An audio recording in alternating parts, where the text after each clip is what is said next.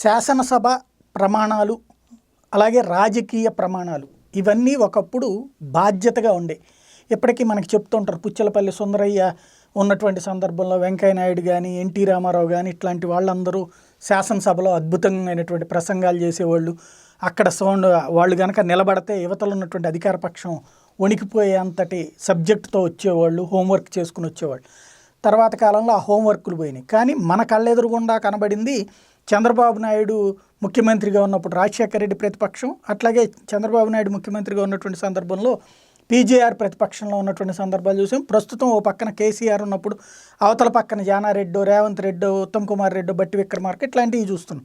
ఇక్కడ ఈ మధ్యకాలంలో అంటే 2009, 2014లో తప్పించి అంతకు ముందంతా కూడా ప్రజలకి శాసనసభలో ఇద్దరు మాట్లాడుకునేటువంటి చమక్కులు, విమర్శలు ఇవన్నీ కూడా చూసిందే. అవతలోళ్ళని వెటకారం ఎట్లా చేస్తారు, అదే సందర్భంలో టాక్టికల్గా అవతలోళ్ళని ఎట్లా ఇరికిస్తారు, ఇది అలాంటి ఒక రాజనీతిని చూశారు. తర్వాత కాలంలో రాజీనామాలు చేసుకొని యువతలకు రావడం, లేదా పార్టీ ఫిరాయించినప్పుడు వాళ్ళతో రాజీనామాలు చేయించి ఎన్నికెళ్ళినటువంటి సంఘటనలు కూడా చూసాం. 2014కు ముందు మాత్రం కాంగ్రెస్ పార్టీలో ఉన్నటువంటి వాళ్ళు పార్టీలు మారినా కూడా వాళ్ళని సస్పెండ్ చేయకుండా, వాళ్ళ మీద చర్యలు తీసుకోకుండా, వాళ్ళు రాజీనామాలు చేస్తే ఆమోదించకుండా సుదీర్ఘకాలం పాటు నడిచినటువంటి శాసనసభ అంటే ప్రమాణాలు, విధానాలు వదిలేసి దిగజార్చుకున్నటువంటి సందర్భం మాత్రం 2009-14 మధ్యన స్టార్ట్ అయింది.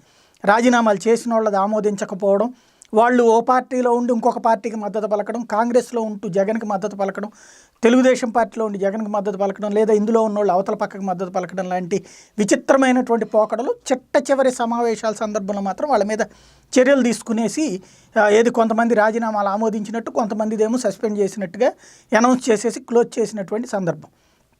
ఇప్పుడు మరి వైఎస్ఆర్ కాంగ్రెస్ పార్టీ నుంచి వెళ్ళినటువంటి 24 మంది ఎమ్మెల్యేల పరిస్థితి ఏంటి? వాళ్ళలో మంత్రులుగా కూడా ఉన్నారు.